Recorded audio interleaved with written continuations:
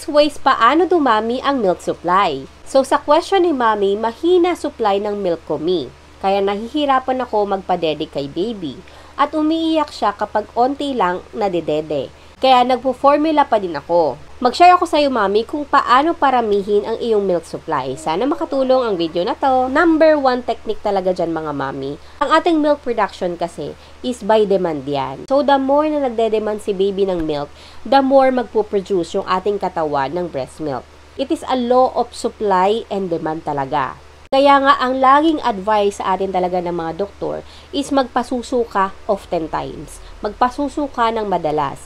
Kasi sa paraan ganito, magkakaroon ng signal ang iyong body papunta sa brain na gumawa pa lalo ng mas maraming milk supply. Kasi nga, yun ang dinidemand ni baby. So, kung gaano kadami yung ide-demand ni baby, ganun din kadami yung milk supply. Number 2 po is eat more, drink more. Paano makakagawa ng maraming milk kung hindi ka naman kumakain, hindi ka naman umiinom, kasi nga nagda-diet ka or gusto mo pumayat? Wag mo munang isipin yan sa ngayon. Ang isipin mo kung paano ka makapag-produce ng maraming milk. The more na kumakain ka at umiinom ka ng marami, mas maraming magagawang milk.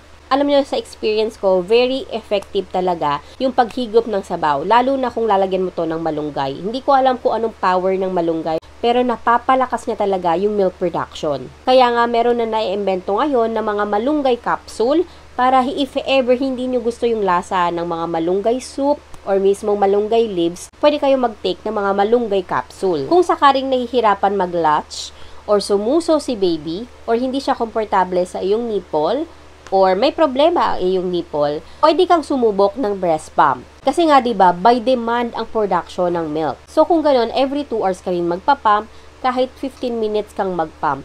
Basta regular and consistent ang pagpapump, para regular din yung pagpaproduce ng milk.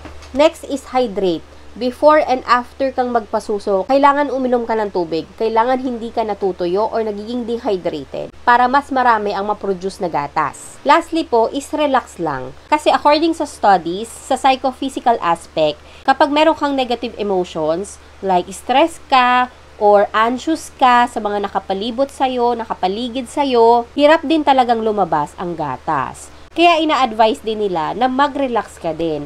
Huwag ka masyadong ma-pressure kung hindi ganun kalakas yung milk supply mo. Basta gawin mo lang yung trabaho mo as a nursing mom and lalakas at dadami din yung milk supply mo, maniwala ka. Kasi ako, Mami, hindi rin talaga malakas ang milk supply ko before.